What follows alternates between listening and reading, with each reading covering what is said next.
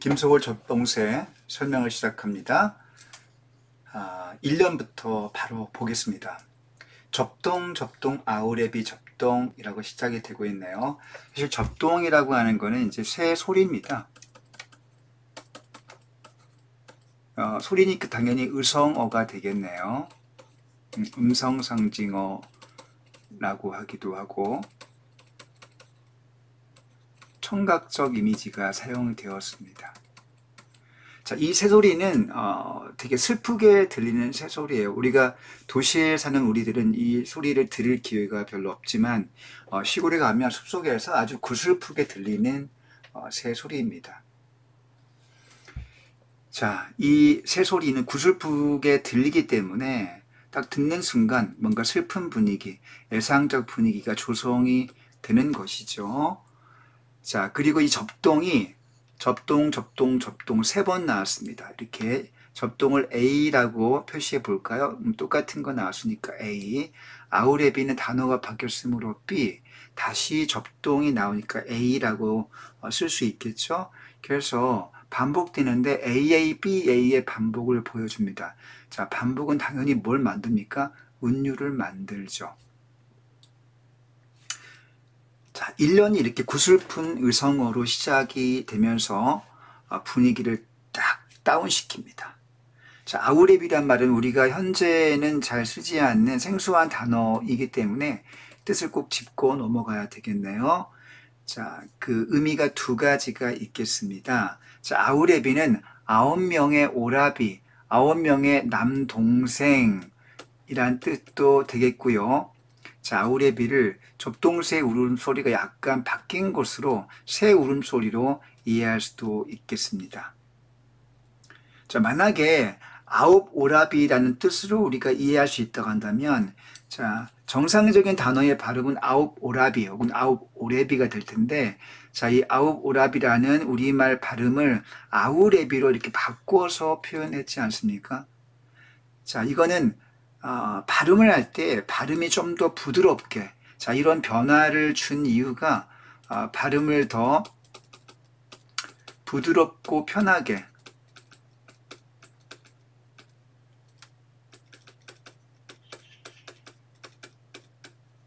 자, 그 다음에 어떤 운율상의 단어의 맞춤, 자, 운율을 맞추기 위한 목적이 있다고 할 수 있겠습니다. 자, 발음을 부드럽고 편하게 만든다. 자, 우리가 이렇게 이런 목적 때문에 단어의 변화를 주는 것을 활음조라고 합니다. 자, 활음조. 자, 음을 부드럽게 활성화시켜서 분위기를 만든다. 활음조 기법이라고 하고요. 자, 이런 활음조를 통해서 발음을 부드럽고 편하게 읽게 만들 뿐만 아니라 운율을 맞추는 효과도 있겠습니다. 자, 새가 와서 울고 있습니다. 자, 구슬픈 분위기에서 시가 1년이 시작이 되었고요. 자, 2연을 보겠습니다. 진두강 가람가에 살던 누나. 자, 진두강은 두만강을 가리키는 단어이고요. 자, 가람이라고 하는 거는 우리 고유어인데 강이란 뜻입니다.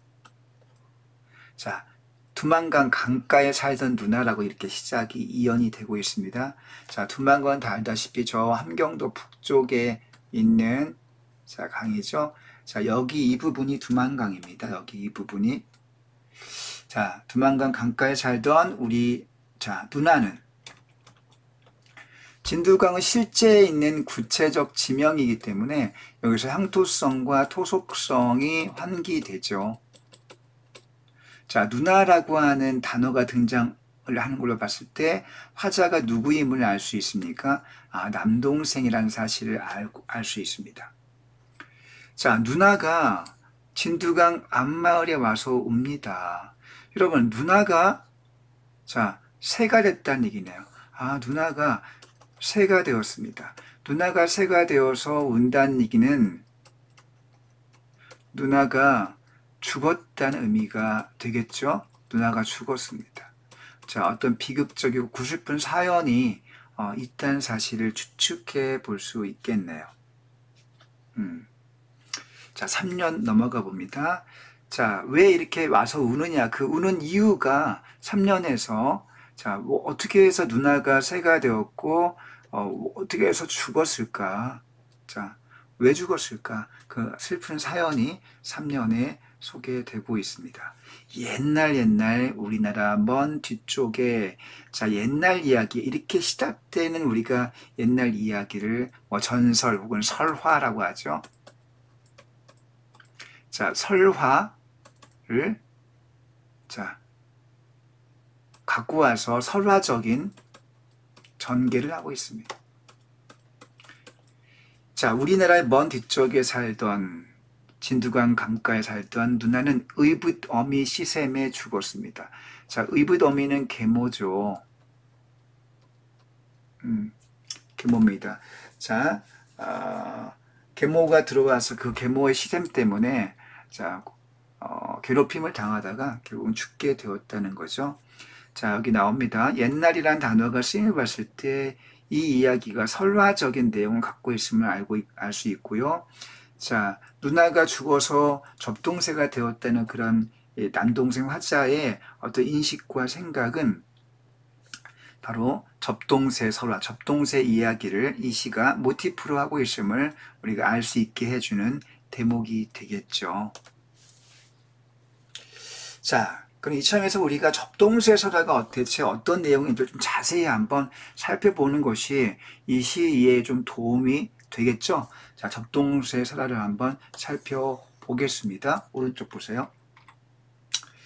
자, 옛날 어느 곳에 그 10남매가 부모를 모시고 행복하게 살았답니다. 어머니가 돌아가시면, 자, 그 뒤를 이은 의붓어미, 자, 이걸 계모라고 하죠. 이을 깨자의 어미 모자에서 계모가 들어오는 건 뭐 피할 수 없는 순서이겠죠. 자, 그런데 의붓어미가 뭐 아이들을 잘 대하는 경우도 있지만 대체로는 자, 아이들을 이뻐하지 못하기 십상입니다. 따라서 아이들 심하게 구박을 했을 것이고, 자, 그렇게 어렵게 아이들이 자랐습니다.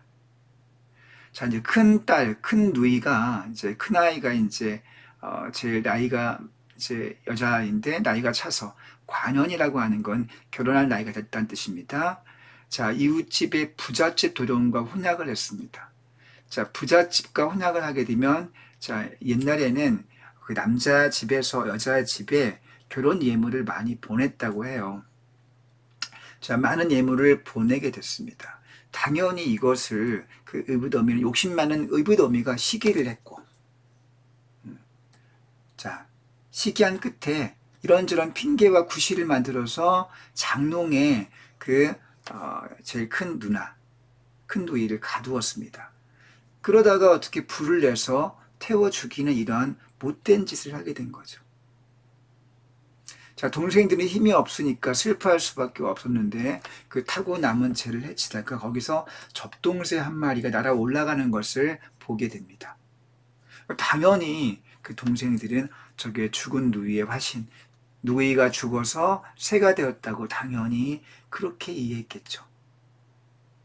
결국 자, 이런 어떤 비극적 사건의 귀결은 관가에서 이것의 진실을 알고 의붓어미를 잡아다가 결국은 불에 태워 죽이는 자, 복수를 대신해 준 저는 그 벌을 줍니다. 징계를 당한 거죠. 자, 좋은 관가였네요. 자, 근데 그 재 속에서는 까마귀가 나왔습니다. 자, 접동새와 까마귀가 대조가 되겠네요.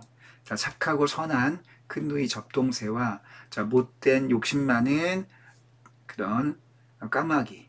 자, 의붓어미를 까마귀로 이렇게 이미지로 비유했습니다. 접동새는 동생들이 보고 싶어서 와서 웁니다. 까마귀는 무서워서 다가오지 못하는 거죠.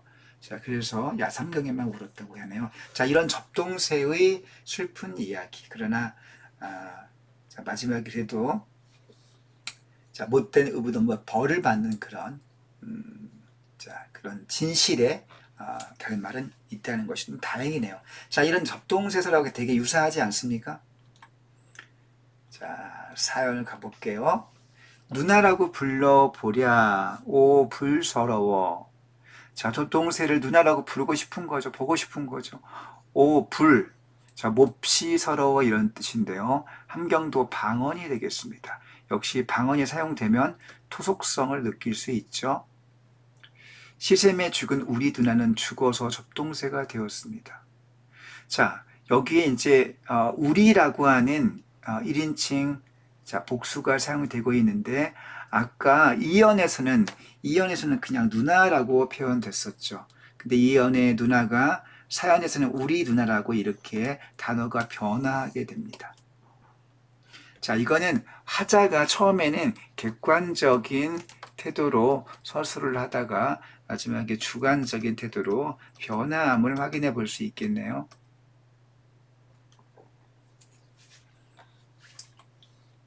자, 밑에 내용 정리해 보겠습니다. 자, 오난을 품은 넋이 짐승이 되어 이승을 방황한다는 자, 인속 신앙이 이 바탕에 깔려 있습니다. 그리고 이거는 이제 중국 고사에 총나라의 그 황제가 죽어서 나라를 잊지 못하고 죽었어도 귀촉돼 총나라로 돌아가고 싶다는 그런 새가 되었다는 전설이 있는데 이런 중국 고사도 연관되는 내용이 되겠습니다. 자, 그럼 접동새 혹은 새의 울음소리는 어떤 의미가 있을까요? 죽은 누나의 한이 되겠죠. 그 한이 형상화, 자, 이미지, 자연물로 형상화된 소재라고 볼 수 있겠습니다. 자, 화자는 누나를 접동새와 동일시하고 있죠. 넘어가 되겠습니다. 자, 오연 보겠습니다. 자, 죽어서 접동새가 되었고요. 아홉이나 남아되는 오랩동생. 자, 오라비 동생, 남동생입니다. 아까 10남매라고 접동새 서랍에 적혀 있는 걸 확인해 봤죠. 그래서 동생은 9명이 됩니다. 죽어서도 차마 못이죠. 야삼경 남 다 자는 밤이 깊으면 자, 야삼경은 밤 11시부터 1시 깊은 밤입니다. 이산저산 옮아가며 슬피 웁니다.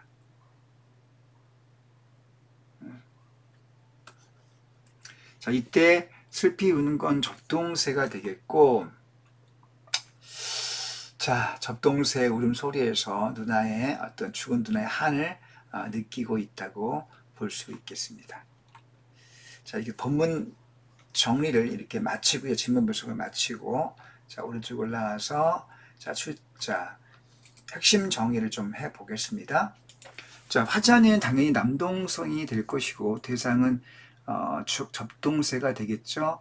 자, 시적 상황을 정리해 본다면 화자가 접동새의 울음소리를 듣고 있는 상황입니다. 화자의 정서, 자, 죽은 누나의 한과 혈육의 정을 깊이 느끼고 있네요. 자, 주제를 정리해 봅시다. 자, 앞에 대상과 상황을 적어 볼게요. 접동새의 울음소리를 지금 듣고 있죠. 거기에서 화자가 뭘 느낍니까? 누나의 한과 혈육의 정을 느끼고 있습니다. 자, 표현상 특징과 내용상 특징을 정리해 보겠습니다. 자, 이미 다 나온 얘기네요. 1번 서랍 모티프 의성어 넘어갑니다. 3번 주의해 봅시다. 별표하시고요. 자, 유사한 통사 구조의 반복이 보입니다. 자, 일단 2연 보면 2연 3년 4연에 어떤 문장 구조가 있는지 확인해 볼 거예요. 자, 진두강 가람가 살던 누나 뭐뭐에 자, 진두강 앞마을에 그다음 뭐뭐합니다. 자, 누구누구든 뭐뭐에 뭐뭐합니다. 이연 확인됐네요. 자, 3년도 똑같이 반복된 형태를 확인해 볼 수 있습니다. 누나는 의붓어미 시샘에 뭐뭐에 뭐뭐했습니다. 똑같네요. 그럼 4연에 우리 누나는 자, 뭐뭐는 자, 여기는 애는 없습니다만은 접동새가 되었습니다. 라고 하는 문장 구조가 확인됨을 확인해 볼 수 있겠습니다. 자, 통사 구조, 유사한 통사 구조의 반복이 보인다. 자, 우리가 이걸 운율이 형성된다고 볼 수 있겠네요. 자, 기본적으로 운율은 삼음보와 7호조의 형태를 보여주고 있는데요. 잠깐 확인해 보겠습니다. 약간 깨진 부분도 있지만 자, 3문보 7호조를 확인해 봅시다. 1년은 형태가 좀 파괴되어 있습니다. 그런데 2년은 확실히 7호조가 확인되네요. 자, 진두관 가람가에 7, 살던 누나는 5.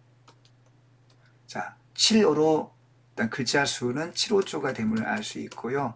덩어리를 세보면 진두강이 한 덩어리, 가람가해가 두 번째 덩어리, 살던 누나가 세 번째 덩어리여서 3문보임을 확인해 볼 수 있겠습니다.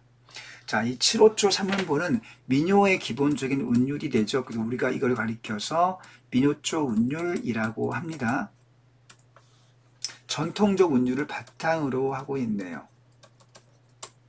자, 2연에서는 거의 7호조 3문보가 정확히 지켜지고 있는데 1년은 약간 변형이 되고 있습니다. 글자 수가 정확히 맞지는 않죠.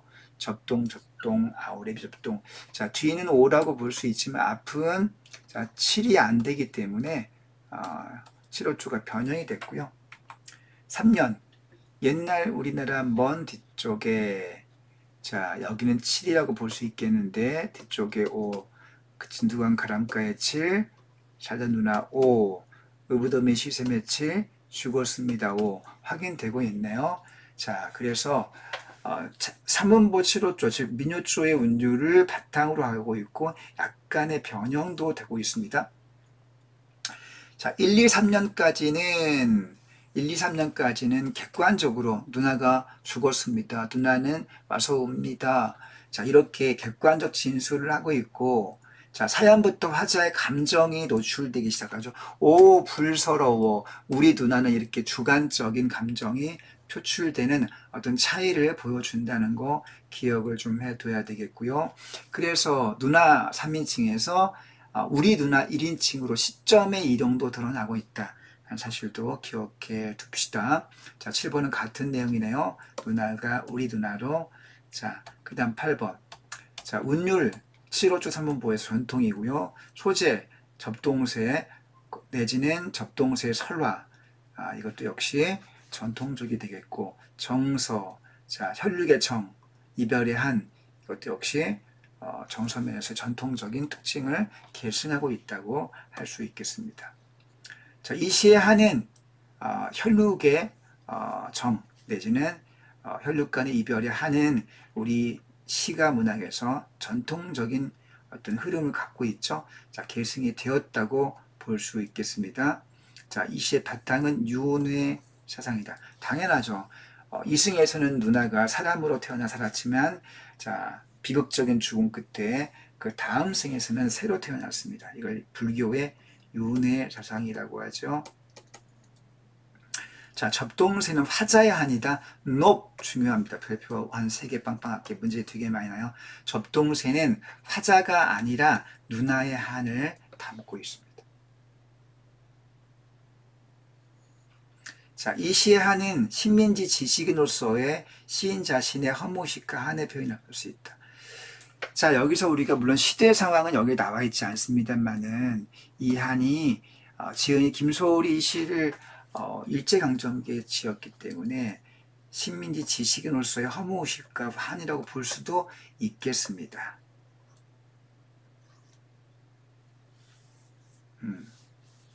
자, 이건 좀 비약적 상상이 필요하네요. 자, 산유와 같은 시는 전혀 그 시대적인 내용과 무관한 내용입니다. 그러나 접동세 한은 좀 그와 달리 시대적인 어떤 상황을 연결시켜서 이해할 수 있는 부분이 있다는 거 비교해서 기억해 둡시다. 자, 산유화는 시대와 무관. 자, 접동세는 그 슬픔의 울음소리가 시대와 연관성이 있다라고 이렇게 해석할 수 있다는 점 기억해 두고요. 자, 13번 보겠습니다. 자, 누나에서 우리로 바뀐 것은 개인의 한이 민족의 한으로 확대되었다. 자, 맞는 해석입니다. 자, 이 시의 운율을 한번 정리해 보면요.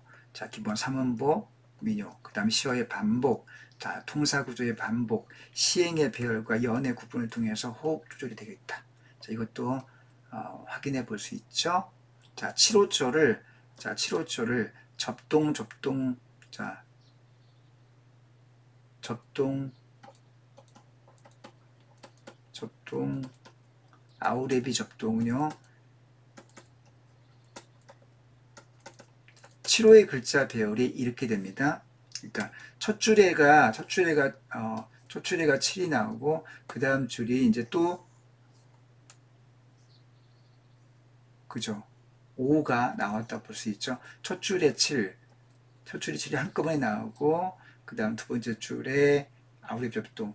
자, 글자의 배열이 조금씩 달라지고 있습니다. 여기 보시면, 자, 여기 슬러시가 구분이 되어 있는데, 슬러시는 행이 구분되는 표시입니다. 선생님이 지금 여기 칸이 좁기 때문에 한 줄에 묶어놨지만, 원래는 접동이 한 줄이고 그 다음 줄 접동이 또 한 줄로 이렇게 표기가 되고 있군요. 행 배열이 되고 있습니다. 그래서 접동, 아우레비 접동에서 배열을 느리게 하고 있습니다. 1년 본 배열이 느리게 되고 있고, 전체가 7, 5가 한 개 들어있습니다. 1년은 7, 5 이렇게 한 개가 들어있고요. 2년을 보면 첫 줄에 7호가 이렇게 배열이 되고요. 자, 그 다음 줄에 또 7호가 이렇게 배열이 됩니다. 그러니까 7호가 2개 들어있습니다. 자, 그러니까 김소월은 시행의 배열을 할 때 기본적으로 7호조 3원보를 바탕에 깔고 있지만, 자, 7호의 글자를 한 줄에 몰아갈 것이냐, 나눠갈 것이냐, 또 한 년을 7호 한 개로 할 것이냐, 2개로 할 것이냐를 조금씩 변형을 주어서 하고 있습니다. 자, 그런 특징을 확인해 볼 수 있는데요. 자, 여기서 시행의 배열과 연의 구분을 달리해서 변화를 줌으로써, 자, 호흡을 조절하고 있다. 자, 그 다음 시의 정서 분위기 형성을, 자, 영향을 준 요소들이 어떤 것들이 있느냐. 자, 기본적으로 접동이라는 새 울음소리는요, 한의 정서를 형성하고요. 그 다음에 평안도 사투리가 3개 있습니다. 자, 이것도 역시 전통적 향토적 분위기를 만들어주는데, 아우레비도 사투리, 불서로 사투리, 모래동순이 사투리가 되겠습니다. 자, 그 다음에 허름조는 아까 선생님이 설명을 했죠. 발음을 매끄럽게 하기 위해서, 효과를 주기 위해서, 발음을 절약하기 위해서 만든 것이다. 자, 허름조가 어디에 쓰였습니까? 아우레비에 쓰였습니다. 그렇죠? 자, 이렇게 해서 접동사에 대한 설명을 마치겠습니다. 자, 여러분들 정리 잘 하시고 시험에서 좋은 결과 있기를 응원하겠습니다. 안녕.